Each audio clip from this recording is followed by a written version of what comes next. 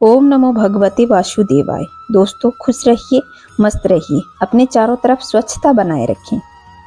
कार्तिक मास का महात्म में यह 26वां अध्याय बतलाया भगवान ने प्रभु स्मरण का सरल उपाय।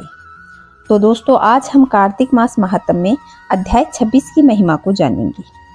भगवान श्री कृष्ण ने कहा, पूर्व काल में अवंतीपुरी उज्जैन में धनेश्वर नाम का एक ब्राह्मण रहता था।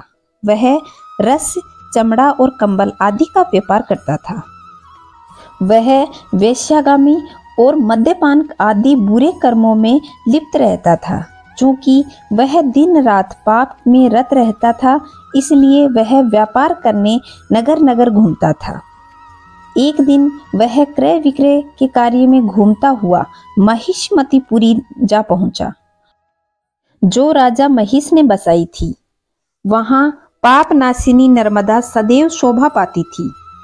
उस नदी के किनारे कार्तिक का व्रत करने वाले बहुत से मनुष्य अनेक गांवों से स्नान करने आए हुए थे।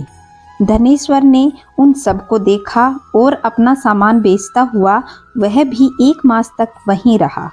वह अपने माल को बेचता हुआ नर्मदा नदी के तट पर घूमता हुआ स्नान, जप और देवार्चना में लगे लोगों को और ब्राह्मणों को देखता और वैष्णवों के मुख से भगवान विष्णु के नामों का कीर्तन सुनता।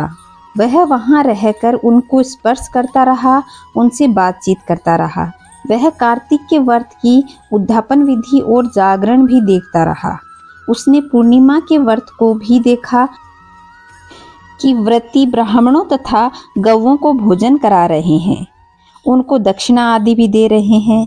उनसे नित्य प्रति भगवान शंकर की प्रसन्नता के लिए दीपमाला होती हुई भी देखी।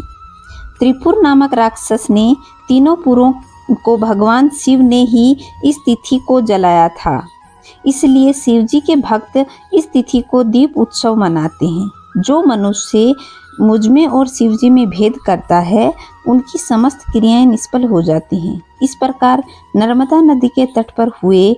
जब उनको 1 माह व्यतीत हो गया तो एक दिन अचानक ही उसे सर्प ने डस लिया। सर्प के डसते ही वह विह्वल होकर के भूमि पर गिर पड़ा। उसकी यह दशा देखकर वहां के दयालु भक्तों ने उसे चारों तरफ से घेर लिया और उसके मुख पर तुलसी तल मिश्रित जल के छींटे देने लगे। जब उसके प्राण निकल गए तो यमदूतों ने आकर उसे बांध लिया और कोड़े बरसाते हुए उसे यमपुरी ले गए। उसे देखकर चित्रगुप्त ने यमराज जी से कहा, इसने बाल्य अवस्था से लेकर आज तक केवल बुरे कार्य ही किए हैं। इसके जीवन में तो पुण्य का लेस मात्र भी दृष्टिगोचर नहीं होता। यदि मैं पूरे 1 वर्ष तक भी इसके पाप सुनाता रहूं तो भी पाप की सूची समाप्त नहीं होगी।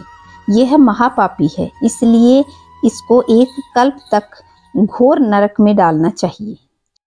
चित्रगुप्त की बात सुनकर यमराज ने कुपित होकर कालनेमी के समान भयंकर रूप दिखाते हुए अपने अनुचरों को आज्ञा देते हुए कहा कि हे प्रेत सेनापतियों, इस दुष्ट को मुगदरों से मारते हुए कुंभीपाक नरक में डाल दो। सेनापतियों ने मुगदरों से उसके सिर फोड़ते हुए उसे कुंभीपाक नरक में जाकर खोलते हुए कड़ाहे में डाल दिया। प्रेत सेनापतियों ने उसे जैसे ही तेल की कड़ाहे में डाला, वैसे ही वहां का कुंड शीतल हो गया। ठीक उसी प्रकार जिस प्रकार पूर्व काल में प्रहलाद जी को डालने से दैत्यों की जलाई हुई आग ठंडी हो गई थी। यह विचित्र घटना देखकर प्रेत सेनापति यमराज के पास जाकर बोले और सारा वृतांत सुना दिया।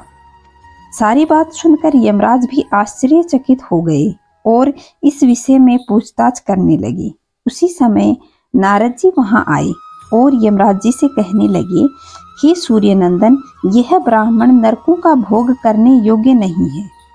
जो मनुष्य पुण्य कर्म करने वाले लोगों का दर्शन और स्पर्श और उनके साथ वार्तालाप करता है, वह उनके पुण्य का 6वां अंश प्राप्त कर लेता है। यह धनेश्वर तो 1 मास तक श्री हरि से कीर्तन सुना और अनुष्ठान आदि असंख्य मनुष्यों के संपर्क में रहा, अतः यह उन सब के पुण्यांश का भागी हुआ। इसको अनिच्छा से पुण्य प्राप्त हुआ है, इसलिए यह यक्ष की योनि में रहे और पाप भोग के रूप में सब नरक का दर्शन मात्र करके ही यम यातना से मुक्त हो जाए। भगवान श्री कृष्ण ने कहा, सत्यभामा, नारद जी के इस प्रकार कहकर चले जाने के पश्चात धनेश्वर को पुण्यात्मा समझते हुए यमराज के दूतों ने नरक दिखाने की आज्ञा दी। तो यह था कार्तिक मास महात्म्य अध्याय 25। आगे की महिमा हम अगले अध्याय में जानेंगे।